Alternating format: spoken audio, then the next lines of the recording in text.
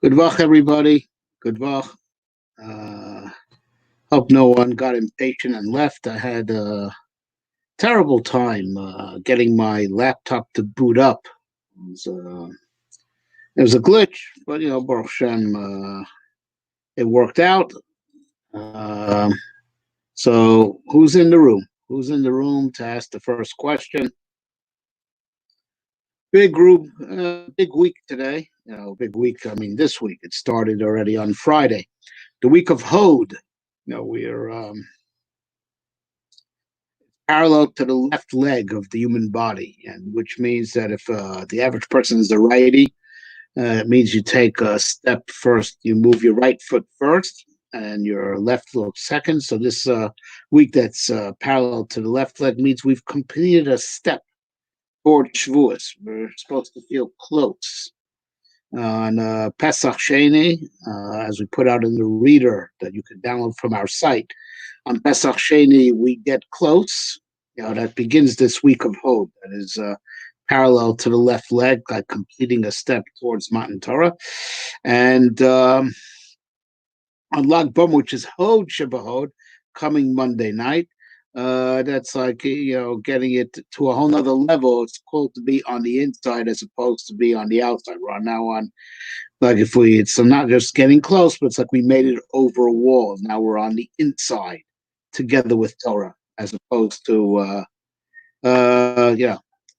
we could be, we're still on the outside before Lag B'Omer, and that's why Lag B'Omer is a time of Pnimius HaTorah, the inner secrets of Torah, because we're now on the inside of track. Which means that Shavuos was really is all about becoming one with the Torah, one with the Torah. And there's steps of first getting close. That's Pesach Sheni. We reached that on Friday, and then there's to be on the inside, and the Shavuos is the perfect unification with the Torah. All right, so it's very exciting, and hopefully parallel to that, we should see, Hashem should help, that we should see parallel events in, first of all, Lag B'Omer. The Talmidei Kiva ceased dying. Hopefully in Lag B'Omer, this Corona madness will be over. And as we get closer to Torah, we get closer to the truth. So I can't help but comment, with the, General Michael Flynn being exonerated, all that truth that's coming out should just continue. Hashem should help. What's happening with for us on the Omer track should also be happening cosmically, and who knows? Maybe it's we can cautiously be optimistic that by Shavuos we will, just like back in those days, it was Ki'ish Echad B'Lev Echad. They camped by the mountain like one person with one heart. Maybe on Shavuos we'll all be back together again, and this social distancing madness will be over. All right, we can only hope that it would be so apropos to run parallel to the process that we're going through right now anyway, vis-a-vis our relationship to Torah. And we spoke about this in other forums. Okay, so now I'm past my opening remarks. Who wants to put out a question? Who wants to put out a question? No, in this forum, there's nothing you can't ask. Nothing you can ask. Whatever's on your mind. After all, presumably your screen name is a pseudonym. You could hide behind any screen name you want, so we don't know who you are. So you don't have to be embarrassed. You could ask anything. Okay. Waiting for the first question. What's on your mind? All right. Waiting for the first question to be typed in. You in the chat bar and below, you type a question. All right. We'll wait a few seconds, and if no one wants to type in a question, we'll say another Dvar Torah and see what. All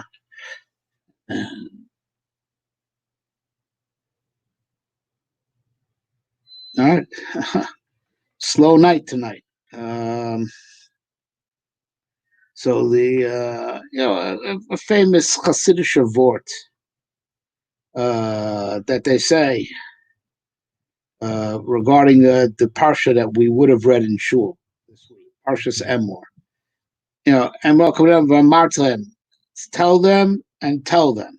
It says, tell them and you shall say to them as follows. So why does it have to say twice? Emor V'Amarta.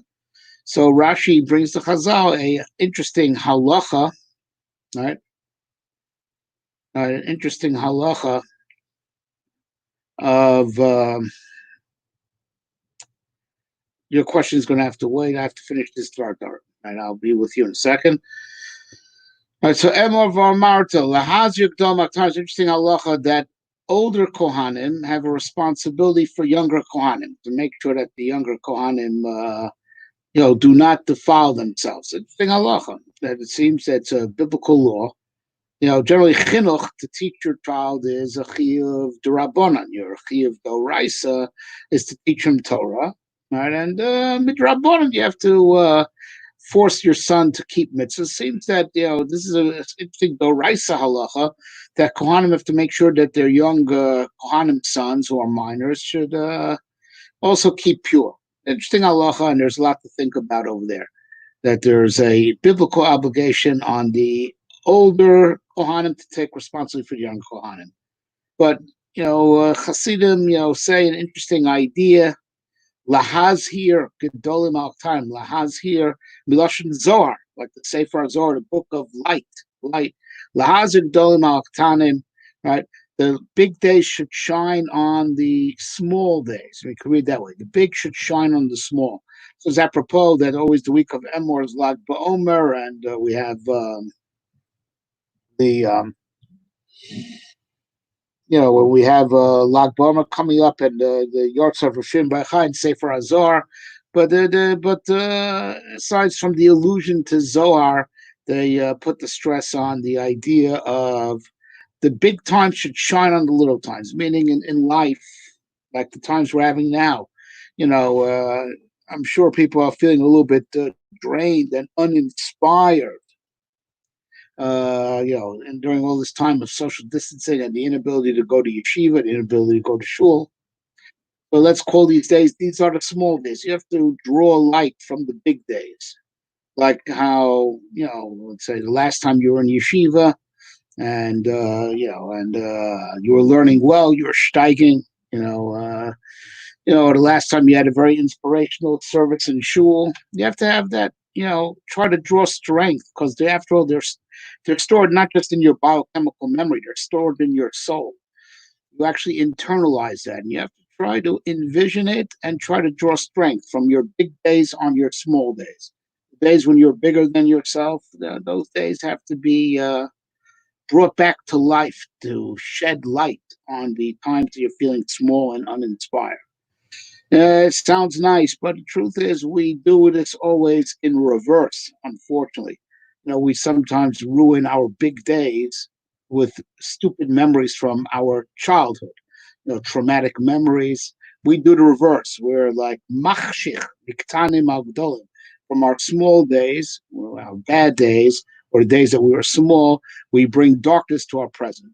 So if you could do it with trauma, God forbid, which you shouldn't do. But we have a principle in Judaism, Meruba Mida Tova, right? The good is any power that there is could be used much more for the good than it could be used for the bad, because God's whole agenda is to bestow goodness. Right? That's his whole agenda. So Meruba Mida Tova, any power that there is in the universe could be used much exponentially more for the good than it could be used for the bad, because that's the main reason why they exist. We have to use the power of memory and recall and reliving, to inspire ourselves, to have the big days shine on the small days. And this vort means a lot to me and like a lot of people, that we sadly do the opposite. We're machshich me'aktanim al-gdom. Our little days, our days that, childhood trauma, our small times darken our big times. And it's supposed to be the other way around. Lahazir gdom al-tanim, your big days. Your good times should shed light and give you strength and happiness even in your small times.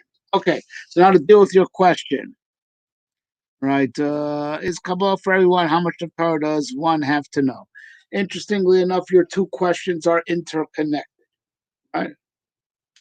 You know what it's like asking? It's like asking, does a person is Gemara for everyone? Right?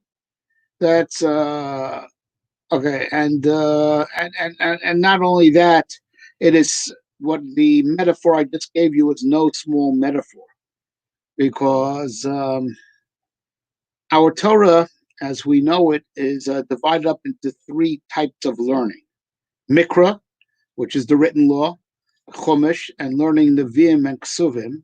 The rest of Tanakh would fit into that category.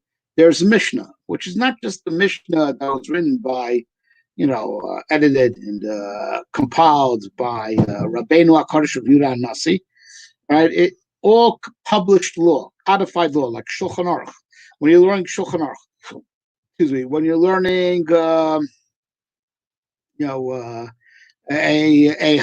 Kitzur Shulchan Aruch, a book that just says what to do, you're learning Mishnah, published law, published codified law. That's all Mishnah. And then there's Talmud, and Talmud really gets into the reasonings, and you research the origins of halacha, and you also calculate new halacha based on old halacha for the new trials that arise. And part of it, which incidentally is the incidental part, it's not an integral part, is bringing proofs and negating false assumptions. What the Gemara does, it raises a havamina. But that the Rambam tells us is incidental. That was just necessary for the Talmud to prove its case. The real essence of Talmud is to use the Midrash Shatonic Greshus Bahem, to research the origins of halacha and also to build new halacha based on old halacha, right? Use the present to create new law moving forward for all the new questions that arise, right? The argumentation of the sparring back and forth, that's by happenstance, right? The Gemara had to do that to prove itself, to prove why its conclusions are the only valid ones. But all the sparring doesn't have to, not what you need for Talmud. But so now there's a inherent difference between the first two and Talmud. Mikra and Mishnah are universal. Everyone, according to the Rambam, has to learn the entirety of Tanakh. According to Rashi, not the entirety of Tanakh, the entirety of Chumash. That's Rashi Shita.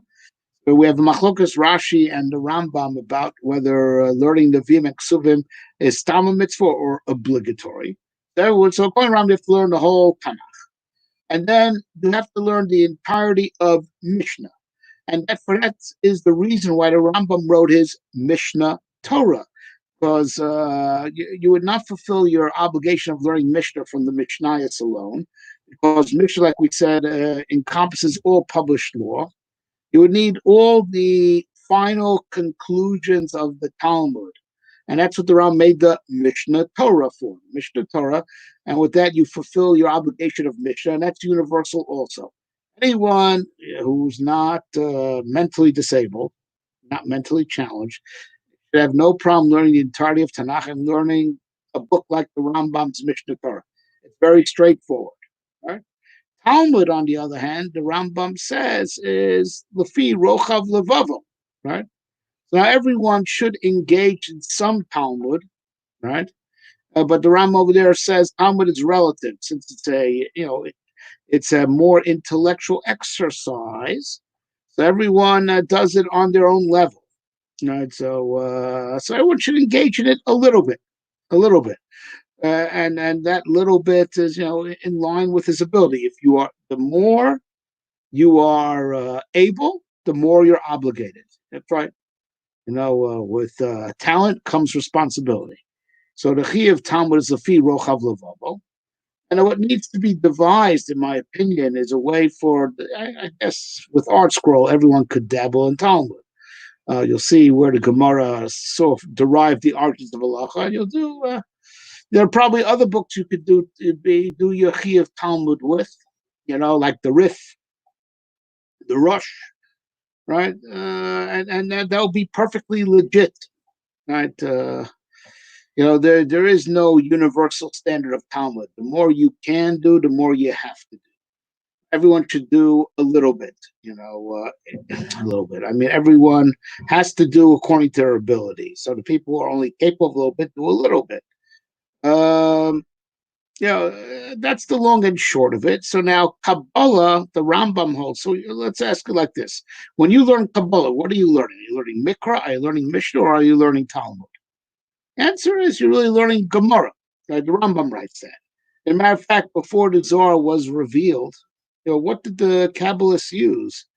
Now it's of course as an article will be coming out later this week that I helped someone to put together an article by from the OU. Rabbi Jack Abramowitz of the OU will be publishing an article. I was honored to make a few contributions to this excellent article that's coming out. Hopefully the message will come across that the Zohar it didn't come out of nowhere. It became publicized, in the days of the disciples of the Rajba. But people always had bits and pieces of it. Otherwise, it wouldn't have been so readily accepted. But it kept it under wraps, and not everyone had all of it. What did people use? Before there was all the Zohar was totally accessible. The Agaditas in the Gemara. The Agadita in the Gemara is Kabbalah. It's just it's written in code. Right? It's that's what the Kabbalists use. Right, so the Agadita that's in the Gemara and until this day also. So even if the Zohar is has so much more material and speaks a lot more openly about these concepts that are all alluded to in the Agadita. The Agadita also still remains the hardware of Kabbalah. It's still used. So it is very apropos to say that Kabbalah is like Gemara.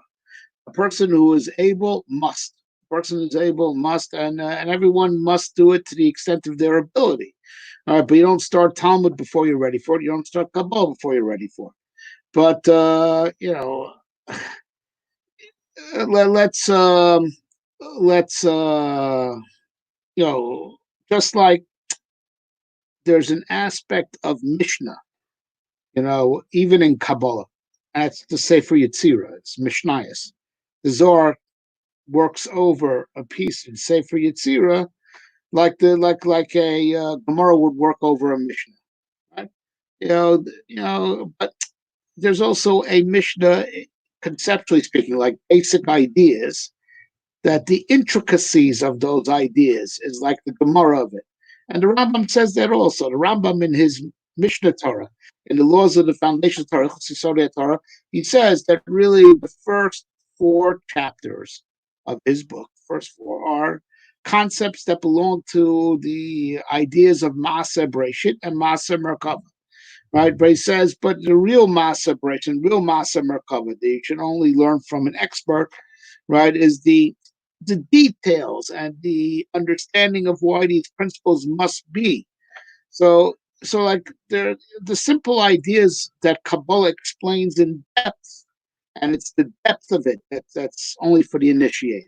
But the simple ideas that the Kabbalah elaborates on, we call the Mishnah of Kabbalah, are the principles that we have to believe in, like the principles of Judaism.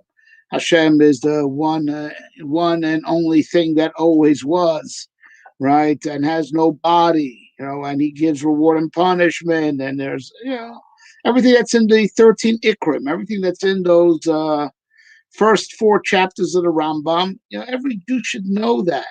That's like the Mishnah of the Kabbalah, right? And the Kabbalah is to go in depth, the in-depth philosophy, behind these ideas and why these ideas are necessary. And that is only for the initiated, just like Gemara, the full-blown blast Gemara is for the initiated. And people are novices, dabble in it to the extent that they're able to. Does this answer your question? Anything I need to explain more? Yes, a person has to make a real serious goal of mastering the entirety of Torah. the entirety of Mikra and Mishnah. Right? To fulfill that obligation by just reading through Tanakh and learning the Rambam's Mishnah Torah from beginning to end. And in his Mishnah Torah from beginning to end, you also get, the Mishnah of Kabbalah, Mishnah aspect of it. Okay. Next question.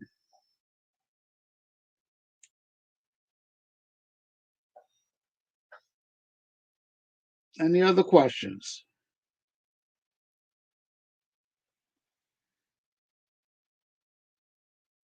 The obligation to learn Talmud is relative to your capability. Right? Talmud is relative to your capability. Mikra and Mishnah are universal. As long as a person's not, God forbid, mentally challenged, any person of average intelligence, even of low intelligence, it'll take work, but he could read through Tanakh and he could read through a book like the Rambam's Mishnah Torah, right? That's why the Rambam says he wrote the Mishnah Torah. He writes in the introduction, I want to create a book that everyone could learn and fulfill their obligation to know Torah Shabbat. But he says, and I have a whole shear on this, that the Rambam never meant to supplant the Gemara for your obligation of Talmud. He did give us an alternative to the Gemara to fulfill your obligation of Mishnah, which is to learn the entirety of all coined halacha. Mishnah is a whole type of learning. Like I said, when you're learning Kitzur Shulchan Aruch, you're learning Mishnah. That type of learning of codified law. Everyone has to know the entirety of codified law. Talmud, the aspect of it is called to research the origins of halacha, right? Understanding where it came from, and building new halacha based on the old precedents. That's everyone should engage in that, but to the extent of their ability. And like I said, it's totally legit to fulfill your obligation of that through Rif. And so the Rif didn't write on Kachim, so the Chafetz Chaim did. The Chafetz Chaim gave us Rif on Kachim. It's called the Kuti Halacha. It's an excellent book that summarizes the Gemara. It just doesn't deal with all the different opinions. Like if you've ever engaged in Rif, it's just to summarize the Gemara, the main point where the halacha came from and the way we rule, the opinions that we don't paskin like he disregards, right? But sometimes some things are left up in the air, and it's a Rif paskins it. And as the Chafetz Chaim gave us a book like the Rif on those Masechtas that the Rif didn't write on, which are all the Masechtas that have to deal with, all the Masechtas also have to do with Kachin.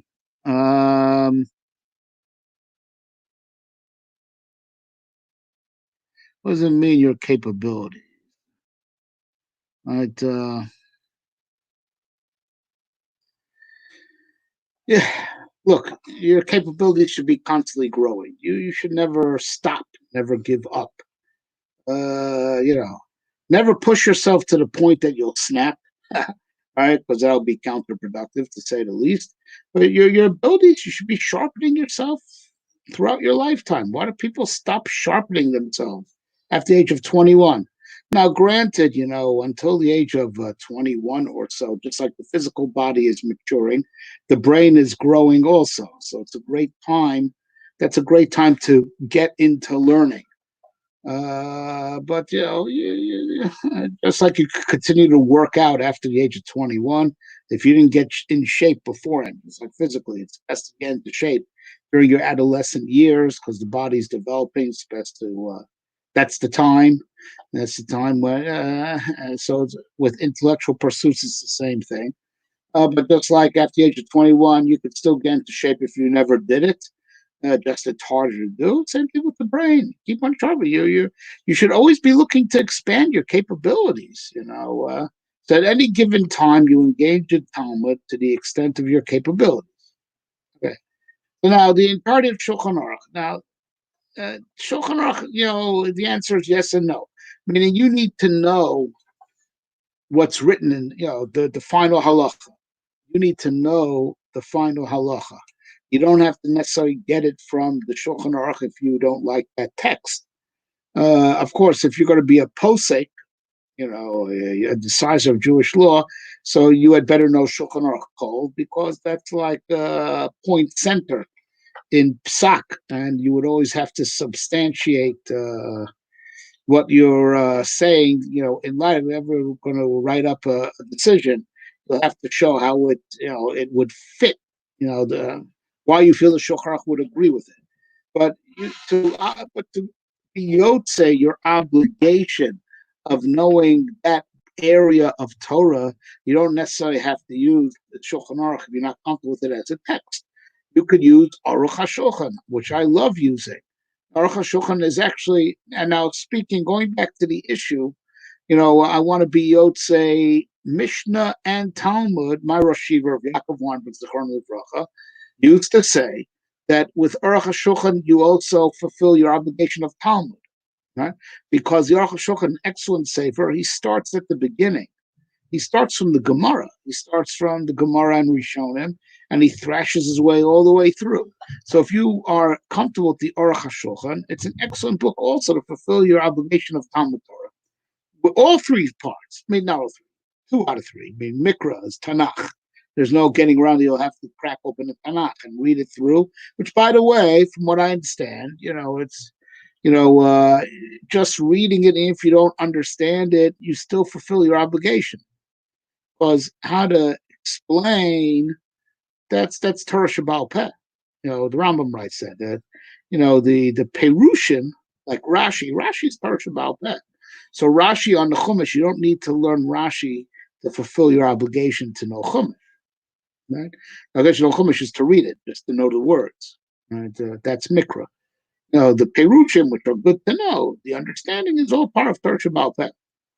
Right? So there's no getting around it. You're going to have to blast through Tanakh. No two ways about it.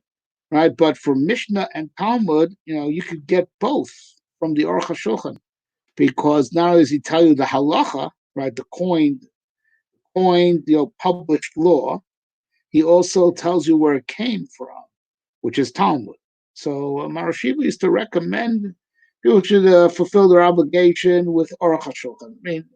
And Aruch is very geschmack. If a person acquires a taste, you get a really good background in not just in what the halacha is, but where it came from and why it's the halacha.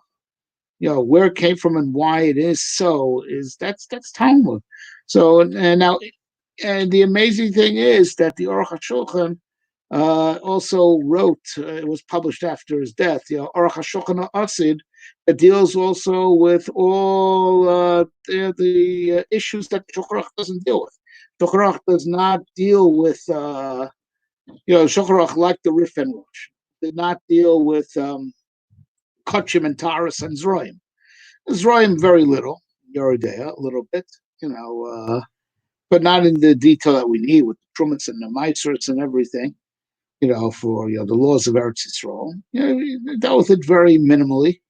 And Kachim and Taras, he didn't touch at all, other than mikvah, laws of mikvah and the laws of Nida, but all the many other sugyas of their Paraduma, etc., etc. And the Aruch HaShulchan did it all.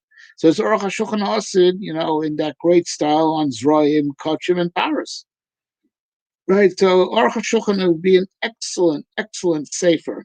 Truth is, on this channel, I had started giving a Aruch HaShulchan shir, and I stopped because I didn't see much interest. But I recently got an email from a fellow in South Africa. What happened to Aruch HaShulchan? So I'm thinking about resuming it. Aruch HaShulchan, excellent sefer to use to fulfill both your obligation of Mishnah and Talmud. Okay. Any other questions?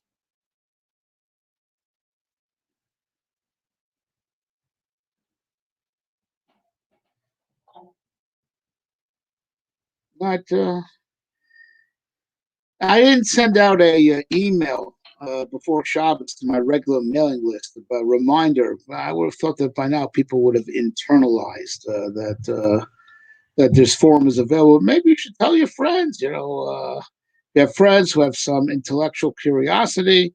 This forum every Motzei Shabbos, 10:30 to 11:30, and every Thursday night from 10 to 11. I would think that a lot of people would enjoy this forum very much, this opportunity very much. I just don't think they'll work it out. You should please, have people just subscribe to the channel, because I think the particular link for any particular scheduled cheer is different each time.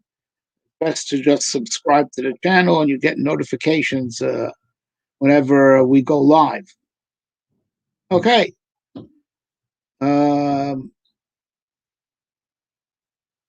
Want to hit me with another question?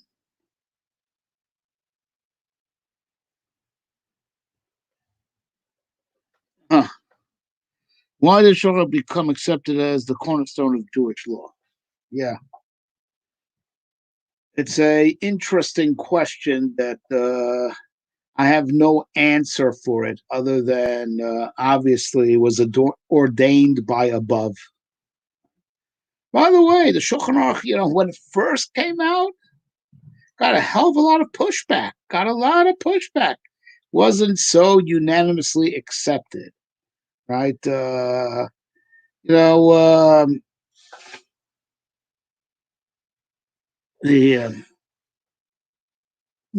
initially when it came out, it got a lot of pushback. Even people who liked the Mechaber of Yosef Karo said, Shulchan Aruch, this thing is like, if you ever look at Shulchan Aruch, just the text, you ignore all the Mefarshim around it. It looks like it's notes. And that's exactly what seemingly was meant for, right? Notes, to just review codified law. Matter of fact, what the Mechaber of Yosef Karo wrote beforehand, which he considered his magnum opus, is the Beis Yosef, with his commentary on the Torah, which, going back to what we explained earlier tonight, when you learn just the words of the Torah, you're basically learning Mishnah.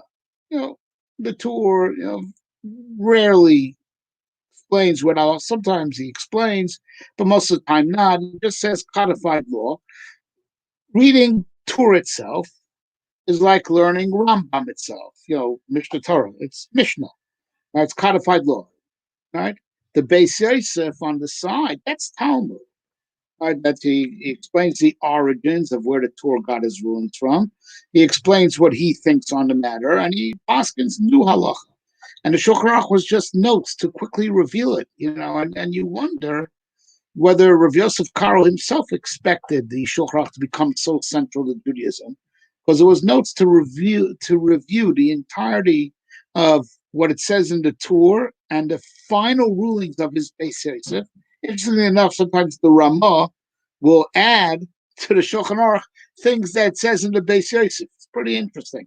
You wonder why the Mechaber himself, who wrote the Beis Yosef, didn't put it in the Shulchan Aruch. It's always been a mystery to me. Everyone saw the Torah. The Ramah in the Hagah will say, that's written in the Beis Yosef. Interesting. And I'm wondering myself whether the Mechaber ever dreamed that his own Shulchan Aruch would be accepted, because his magnum opus is the Beis Yosef. Now, it's true, on very odd occasions, not often, he does change his mind. The Shulchan Aruch that he wrote at the end of his life, sometimes he changed his rulings from what he wrote earlier in life. Right? That happens pretty rarely, but St. Charles meant for review. And it got pushback. Well, it was like, first of all, there's like people like the Marshal and the Maral that were against the whole idea, even against the Torah and the Rambam, in a sense that we should not separate from the Gemara. Gemara and Rishonim, and however you understand the Sugya, that's the halacha. That's the halacha. The way you understand the sugya is the way. That's the halacha. No one should tell me as this is the published halacha. Who has that authority? The Gemara is the only one who has the authority, and we should not deviate from the Gemara. And only simpletons who can't handle Gemara should learn these books. I'm just saying. There are also some people that they've pushed back. They say, I like the Rabbanim from the time. I don't remember the names, but the Rabbanim from the times that said, the Beis Yosef is a work of art. Explains where halacha comes from, and he explains the Shulchan Aruch. It's like a short notebook. Why did he even write this? Right? Believe it or not, people that like the Beis Yosef And I said, what's Shulchan Aruch, right? And then some people just all of a sudden, like from heaven, some people just responded. Certain people just responded differently and started putting notes and explanations around it. It's amazing, and I can only say that it was from heaven.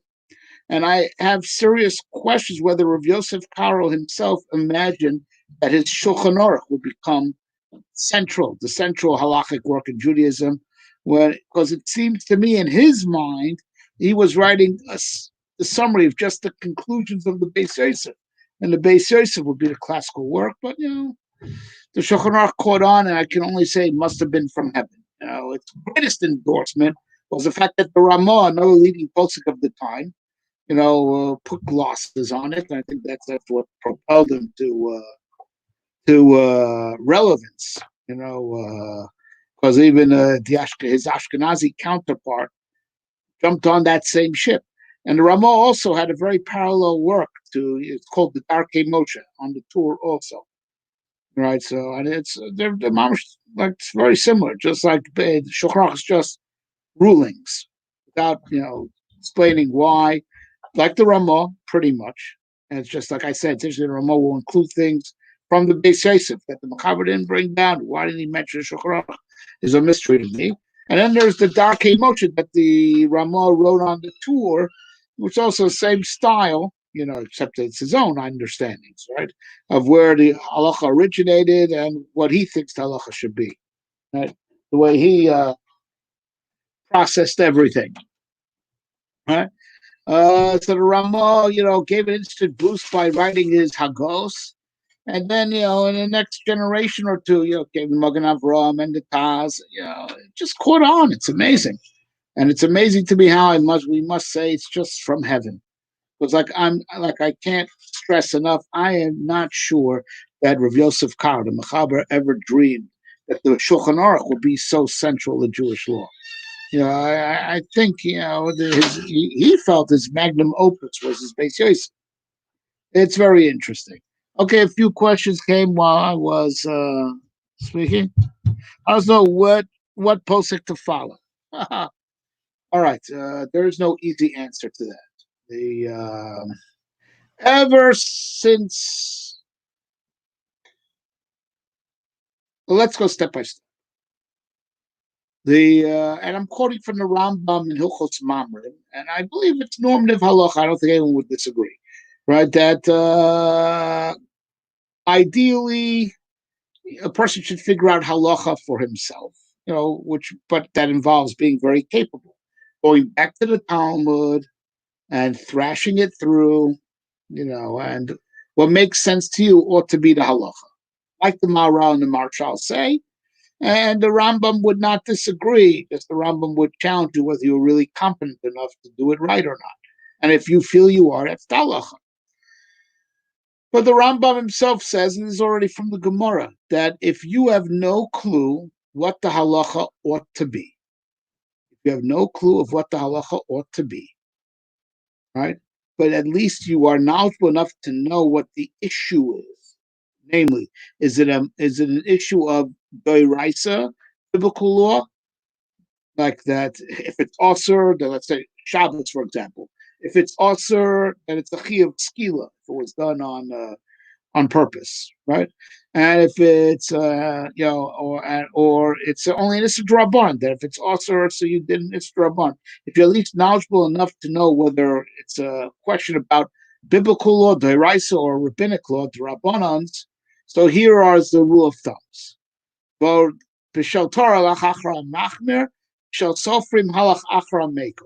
If the issue at hand is a question about biblical law, doiraisas, right? Follow this more stringent opinion. Suffolk, in the spirit of Suffolk doiraisa l'chum. So follow the more stringent opinion, more stringent post. Right? In Machlokas the Rabbanan, Suffolk the Rabbanan l'kula.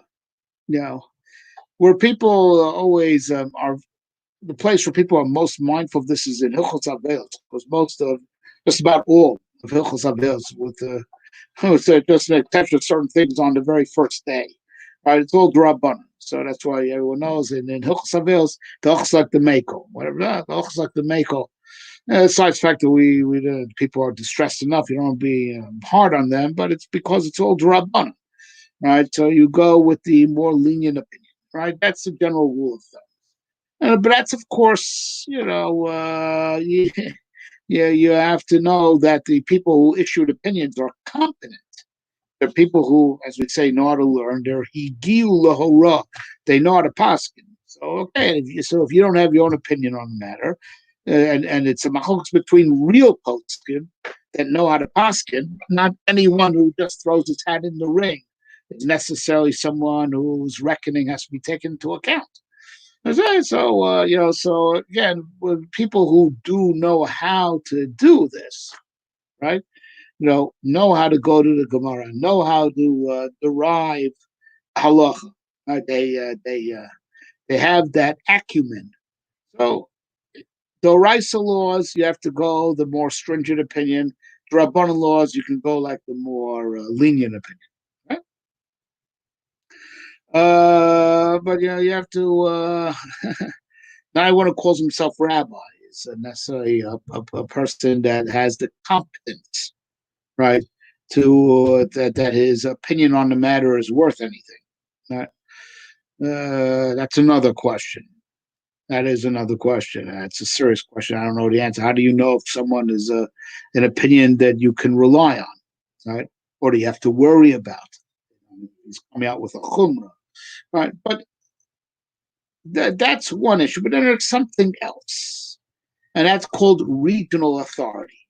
Regional authority, right? So we don't have central authority in this day and age. The central authority means binding on the whole Jewish people, and everyone has to go with that, right? There's only one thing that's central, the Talmud. The Gemara itself is central. Now, you raise an interesting point that one could argue that the Shulchan Aruch has become central also, because there's just somehow from God it was accepted. Right? Even though initially there was some pushback from some factors, it got accepted, right? But even in Shulchan Aruch, it's not the same like the Talmud, because the Sfardim would follow the Mechaber through thick and thin. It's according to Rav Yosef, right? And there are other Sfardim that disagreed with him, like the Ben Ish Chai, would argue or say different than the Mechaber. But the Rav Yosef would have you believe that the Mechaber is like after the Talmud for Sfardim came the Mechaber. That's Rav Yosef's approach. I don't think all Sfardim agree with it, but by us Ashkenazim for sure that's not the case, because we don't even necessarily follow the Ramah, for lack of a better word, blindly. So of course it's not the Mechaber, it's the Ramah, where Ramah agrees, and even by us there's differences of opinion. Some Achronim just have tremendous allegiance to the Ramah. Some have less allegiance. By the Ashkenazim, our relationship to the Shulchan Aruch and Ramah is not concrete. There are different schools of thought. But everyone agrees the last time there was central authority was the Talmud. Okay? So now, as the Rambam writes, and this was true also in the days of the Tanoim, when the central authority before the writing of the Mishnah that became central. So after the Beis Din Agadol, they used to sit on the Temple Mount, disbanded, right? So there was regional authority. There was Asrei Rabbi Eliezer, right? The Asrei Rabbi Yossi Aglili. Because there's the mitzvah of having the Beis Din Agadol, and there's also mitzvah of Shoftim Titin L'cha B'chol Sharecha. The Torah also endorsed regional courts. And so and that's the concept where Mora D'Asra comes from. He is the appointed rabbi of this town, right? And there's the Beis Din of this town. So now regional authority is binding. So you have to follow, the regional authority. If it now in this day and age there is no regional authority anymore. Maybe in a particular shul.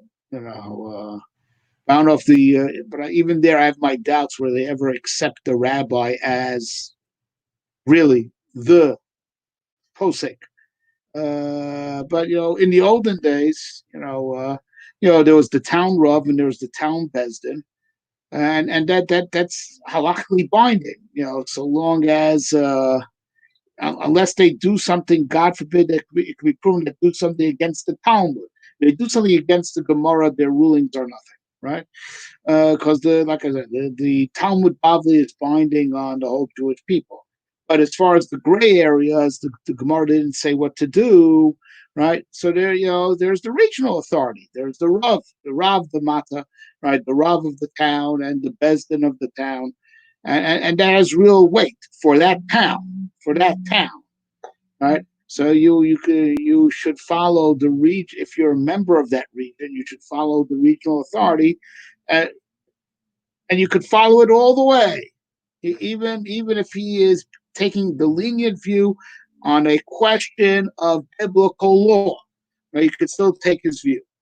Right? The Gemara says then in the place of Rabbi Eliezer, they used to cut trees on Shabbos to melt metal to make a milah knife, to do a bris milah. That Rabbi Eliezer held that not just bris milah, if it's on the 8th day, it's docha Shabbos. You can do a bris milah if the baby came out regularly and it's really the 8th day, not safek.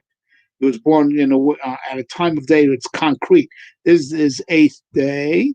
You could do a bris milah. But that's how you can do the bris milah on the 8th day if it's Shabbos. You're allowed to do anything involved in making the bris milah possible. So you're even allowed to cut down trees, to melt metal, to make a bris milah knife.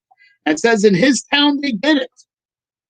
Rav Yossi Aglili, right, did not agree with the mandate of not mixing chicken and milk, because chicken itself is not really fleshik, by biblical laws. Midrabanan.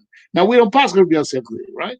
Rabbi Yossi Aglili, he disagreed with giving the chicken, a halacha of fleshik. So in his place, they used to eat chicken and together with cheese, right? In his place. And so, so the idea of the regional authority is very real, very real. Very real. So if you have a regular Rav, that you go to, right, and you daven his shul, right, in his place, he has real halachic weight, and you can rely on him even haka. Even now, if he's being lenient, and he's taking the lenient view on biblical law, and so long as he's, saying something that holds water up against the Talmud, like in the gray areas that the Talmud didn't rule, that's what we're talking about.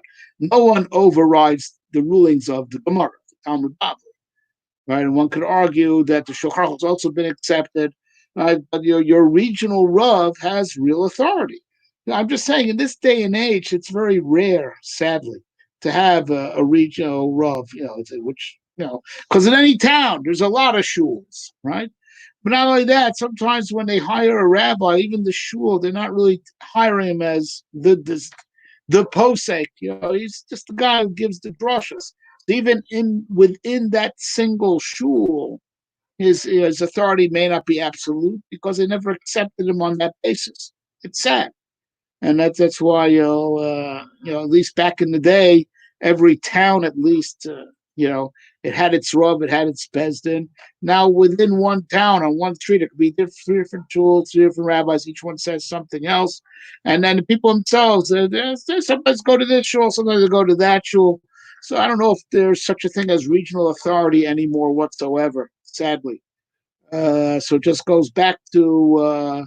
you can, if you really do not know what the halacha is, you really do not have your own opinion on the matter, and you're shopping for opinions. If the issue at hand is a biblical issue, you got to go with the stringent opinion, and if the issue at hand is a rabbinic one, you may take the lenient opinion if there is no regional authority and if you have no opinion of your own.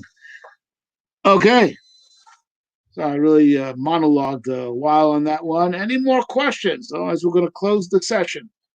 We're coming up to, I'd even say this would be the last question of the night. And by the way, you could also ask me to clarify something that I may have said already. It's something is up in the air because the last question of the night. We're coming up. It's 5 minutes less than 5 minutes to closing time. Okay, so last question for the night. Come on, guys.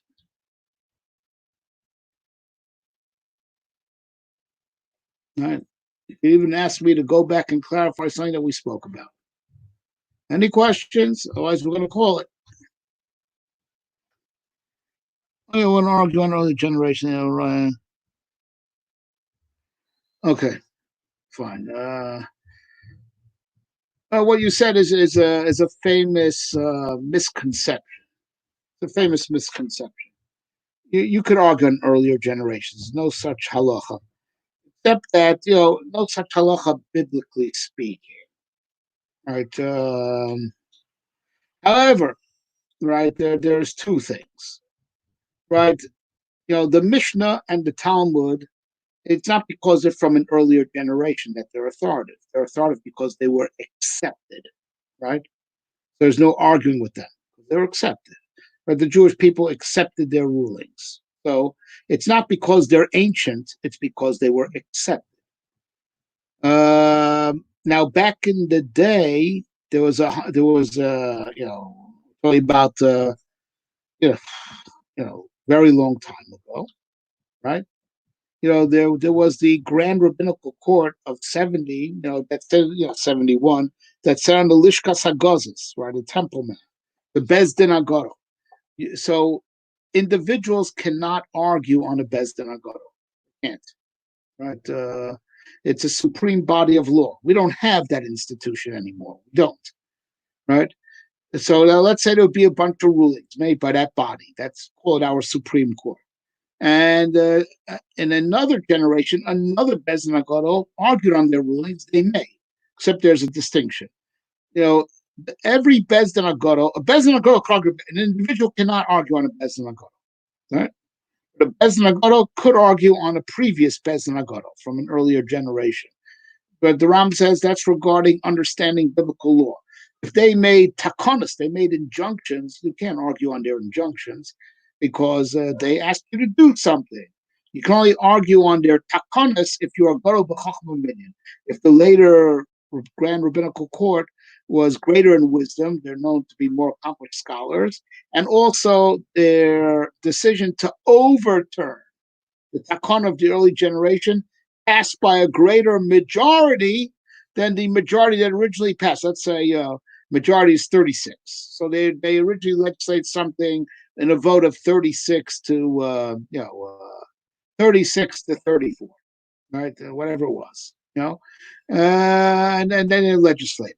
Right, and then a later Beis Din Agoro, which is known to have a reputation of being, I don't know how you ascertain this, but they're greater b'chachma, they're more accomplished scholars, but also by a vote of 40 to 30, they want to overturn, so you could overturn, but that's probably about takana, because you understand the difference. This is all from the Rambam, by the way. It's all in the second parak of Hilchos Mamre. Listen, because by biblical law, every generation has the right to interpret the law, the Torah, their own way. So you just need to be a Beis Din Agoro to argue on a Beis Din Agoro. Individuals can. So every Beis Din Agoro in every generation could relearn the Torah as they see fit, right? But if they made an injunction, asked you to do something, you can't overturn what they asked you to do because of their authority, unless you have a greater authority, which is to be more wise, right, and your overturning will be by a larger majority in the court than how it was originally passed, right? But the Talmud Bavli, it's even bigger than a Grand Rabbinical Court, because even if we'll ever have a Beis Din Agoro again, I'm not sure we could argue on the Talmud Bavli, because it was accepted. It was accepted. It's not just that it came from the supreme body of law, which we don't have that body anymore, but it was accepted. Right? All right, so so the authority of the Talmud and the Mishnah is not, the Mishnah, by the way, was passed by a Beis Din Agoro. They weren't sitting on the Temple Mount. Rabbi reassembled them in Tzipori, right? But it also was accepted, and the Talmud was accepted. So. Right, so you can't argue on a Grand Rabbinical Court. You can't argue on the Talmud, right? Right. So now the Kesef Mishnah, in the in right there on Hilchos Mamrim, which is written, by the way, by the Mechaber, says the Amoraim, they could have argued on Tanaim, but they accepted upon themselves not to. It was self-imposed judicial practice. We have this, that we say the Talmud Bavli was accepted. Because there could be accepted judicial practices. Okay? That's what he says. He said, so I would humbly disagree. And I would say that the it's not that Amoraim don't argue on Tanoim in so much as they don't want to argue and say that's written in a Mishnah, right? Because the Mishnah was accepted. But let's just say, right, because the principle that the Kesef Mishnah lays out is true, right? It's there is an accepted norm in the rabbinical world, right? The concept of accepted judicial practice. And accept, this is a way we do things because we accept it upon ourselves to do it. It's not written in the Torah that you have to do it this way, but we have accepted upon ourselves. So there is an idea. And I think I even saw this in the Vilna Gaon, I do believe. I've seen in a few Sfarim that there is a accepted judicial practice that up to the Ramah, but as I believe not including, up to the Ramah, you could argue, just on Svara alone. It doesn't. What he says doesn't make sense to me. This seems more logical. Let's talk about a person who's competent, not a person who's a jerk who just knows nothing. We're talking about a person who is an able scholar. An able scholar says, I didn't understand it that way. I understand it like this.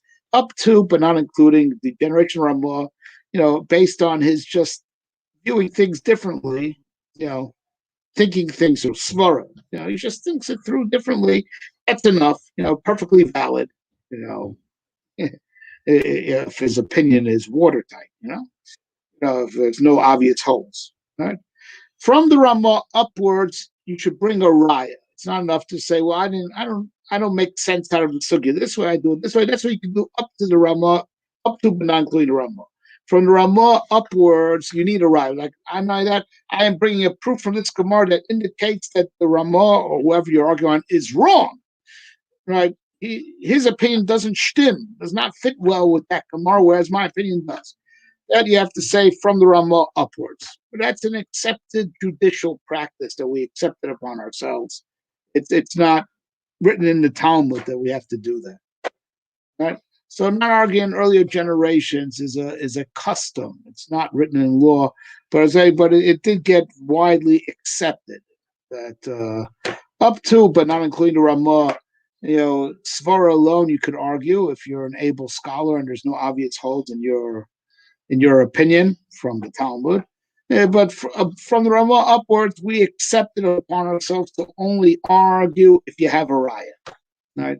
You can bring a proof from the Talmud, or if whatever, let's say, using Ramah's example, whatever he claimed, you based it on the Ran, based rule on Ran. Well, I have a proof from the Ran that the Ran didn't mean it to wait Ramah. You have to have a raya, something text-based, something solid. But that's because of accepted judicial practice. All right, we're over time. Right. I'll just give you, if you have anything I need to explain further, I don't want to leave any cliffhangers. Anything that we said tonight that need to explain further. If not, we're already over time. No sin in that, but nonetheless, it's time to go. All right. We good? All right, subscribe to the channel. Subscribe to the channel because there may be some special presentations for Lag Bomer. So subscribe to the channel so you'll get notifications. Please give me a like or two, please. I think we're doing a good job here. And also go to the website, evanshasir.com. Lots and lots and lots of material available there for free. Written materials, parsha sheets, audios, videos. All right, have a good vach. Thank you for coming. Good vach.